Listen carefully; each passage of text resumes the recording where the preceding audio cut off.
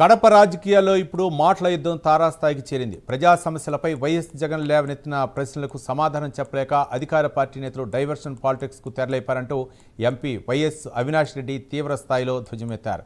అమరావతి నిర్మాణ వ్యయం, పెట్రోల్, డీజిల్పై రాష్ట్ర ప్రభుత్వం విధిస్తున్న అధిక పన్నుల గురించి జగన్ అడిగిన ప్రశ్నలు ఇప్పుడు రాజకీయాల్లో హాట్ టాపిక్గా మారాయి. అయితే ఈ అంశాలపై చర్చించకుండా వైఎస్ రాజారెడ్డి గురించి, వైఎస్ రాజశేఖర రెడ్డి గురించి తప్పుడు విమర్శలు చేస్తూ అధికార పార్టీ నేతలు డ్రామాలు ఆడుతున్నారని అవినాష్ రెడ్డి మండిపడ్డారు. మాకు మన సమాచార హక్కు కింద మనం పెడితే మనకు వచ్చింది.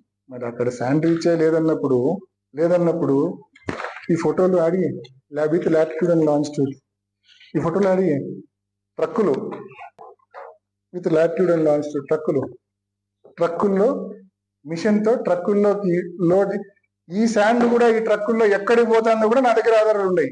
ప్రజల సొమ్మును, ప్రజల ఆస్తులను నీ మాదిరి దోపిడీ చేయడం తప్పంటారు, దాన్ని తప్పంటారు.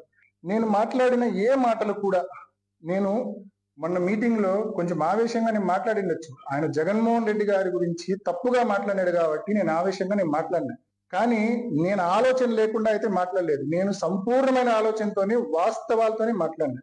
కాబట్టి ఈ రోజు కొన్ని వాస్తవాలు కూడా మీ ముందు తీసుకొచ్చే కార్యక్రమం నేను చేస్తా. నేను ఆ రోజు మాట్లాడింది పులివెందులకు, ఇప్పుడు కదా దొంగలు బ్యాంకులకు కన్నం వేస్తా అంటారు, బ్యాంకులకు కన్నం వేసి రాత్రికి రాత్రి వీడు కోటీశ్వరుడు అయిపోయినాడని చెప్పి మనం అంటాం. అట్లా కదా ఈయన బ్యాంకుకు కాదు, ఏకంగా పులివెందుల ప్రజలకే కన్నం వేసేసినాడు. పార్టీకి మాకు మన సమాచార హక్కు కింద మనం పెడితే మనకు వచ్చింది.